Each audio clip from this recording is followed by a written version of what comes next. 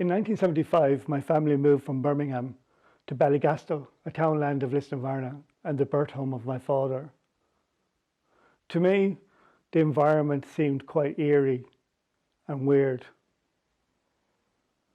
I had a vivid imagination. I used to imagine all sorts of things were happening around me. There are three stories in particular that come to mind about Ballygastle and my interactions with it.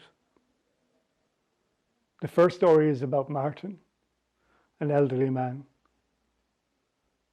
The second story is about when I fell into a bog hole.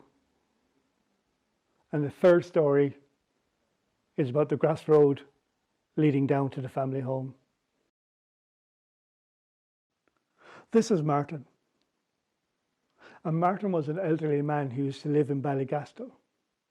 And in the 1970s, my father and my uncle used to check in on Martin, and on occasion bring me along as well.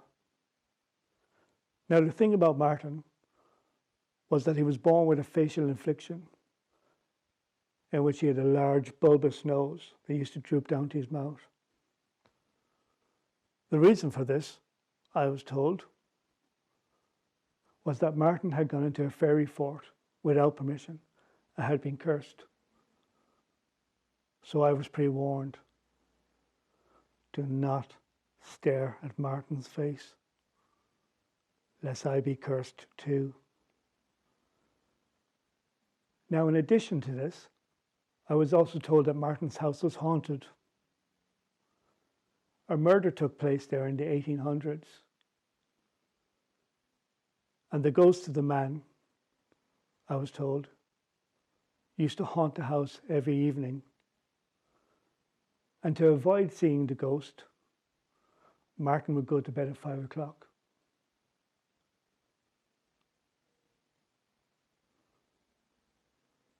Martin's house was a small little cottage, no electricity, a big open fireplace. I recall the place smelling of smoke and soot. Martin would sit in a little armchair, seldom speaking, but any time he spoke, he was surprisingly soft-spoken. I would stand by the door, looking down at my feet, fighting the urge not to look. But my eyes would rise ever so slowly. I'd steal a quick glance and look away, instantly regretting it. There was a big old wooden table, and from time to time it used to creak. The reason for this, I was told, was the body of the murdered man had been left there while they waited for the police. And any time the table creaked meant that the ghost was present. So I could never get out of that house quick enough. Obviously, the reason I was told this story about Martin was to give the man some dignity and to stop a little child looking at him and how to behave.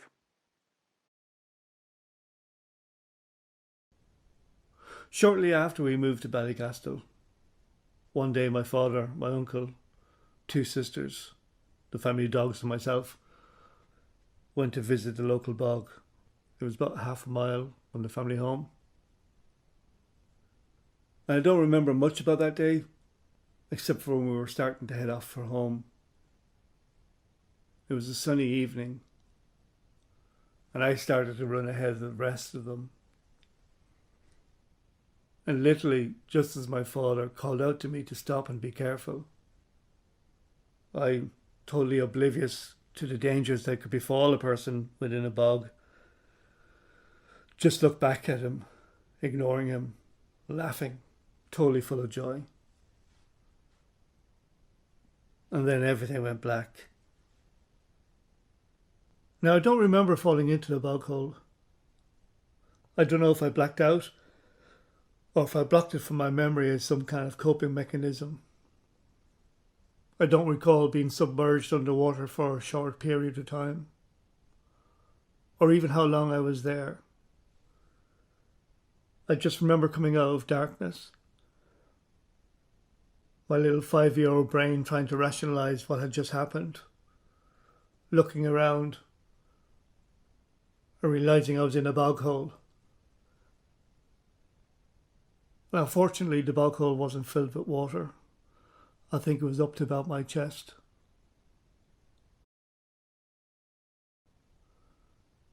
I remember I couldn't reach the top of the bog hole to climb out, but that didn't stop me from trying. My little fingers digging into the soft soil and slipping out. It was the two family dogs, Pal and Smokey, that initially found me, because the bog hole was surrounded by heather. And I can't remember who lifted me out of the bog hole, if it was my father or my uncle or a joint effort. But I fondly remember my father throwing his jacket around me, taking me up in his arms, holding me in a loving embrace, relieved that I was okay. With my head on his shoulder, his jacket around me, hurriedly walking home, I remember someone asking what had happened and was I okay? And Dad, obviously shook, explaining what had happened and that yes, I was okay. But for me, as traumatic as that was, it wasn't the end of it. The worst was yet to come. As a child, I hated getting my hair washed because I hated water going into my ears. I'd scream and struggle. And it was such a chore for my mother to wash my hair. In fact, I think my sisters used to have to hold me while my mother did it. It was the only way to get it done. So, obviously, there I am, covered head to toe with bog water and soil, and it could only mean one thing. One dreaded, horrible thing was about to happen. I was going to have to endure the most intensive hair washing experience of my young life. The bog would remain a pivotal location throughout the following summers, up until my early 20s. Obligated to saving turf, it was backbreaking work. There were times that I hated being there, times that I loved it. The following year, after me falling into a bog hole, I would get the worst sunburn of my life. But it's also the place responsible for me bonding with my father. Awkwardly telling him for the first time when I was 20 that I loved him. He replied he loved me too, and we got back to work. But they're all stories for another day. So this landscape is heavily etched into my psyche and will always be a part of me.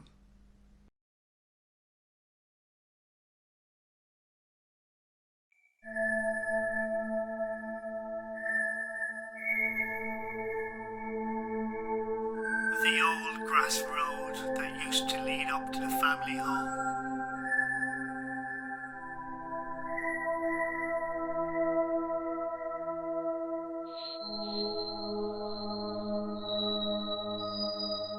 On either side was dense forestry.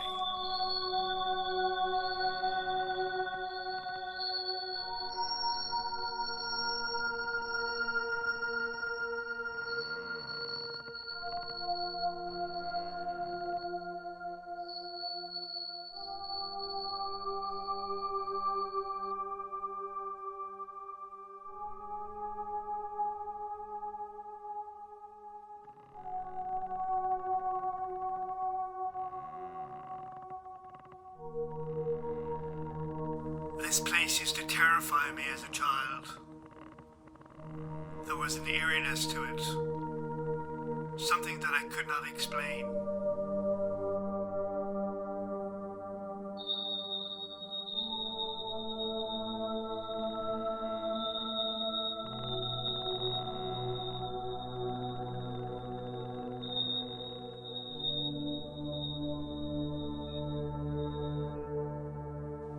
felt as if the trees were looming over me,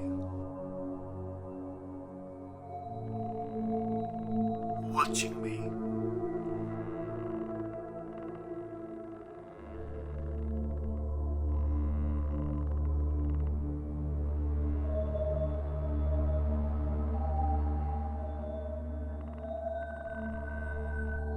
Conspiring.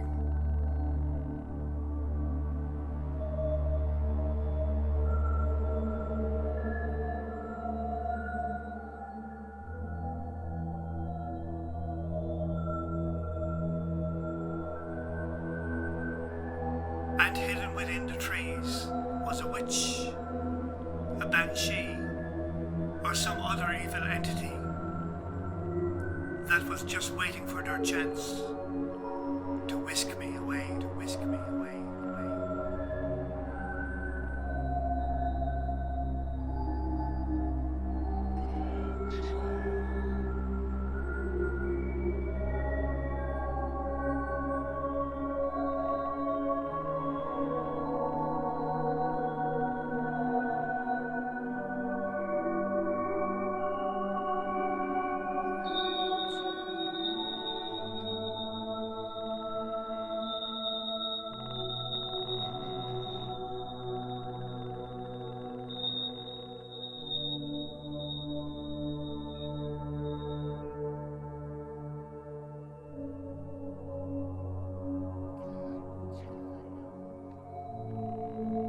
There was an old rusty gate that used to scream when you opened it. The sounds reverberating through the forestry, amplified, betraying me.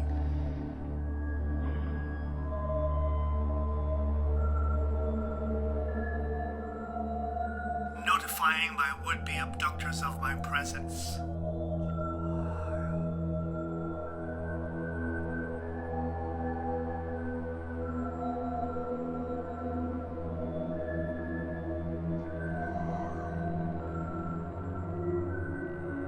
So in order to outsmart them, I used to climb through the gate and make my way up that road as swiftly as I could.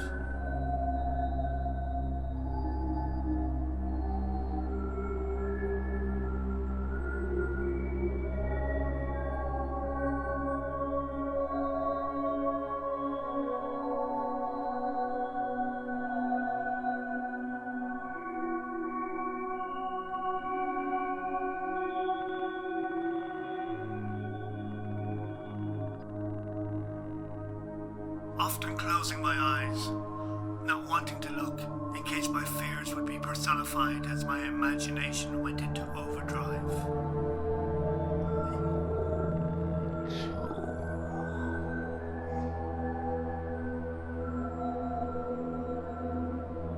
I would open them every now and then, squinting, peeking just to make sure I was on path and not about to fall into a ditch where I would surely be easy prey.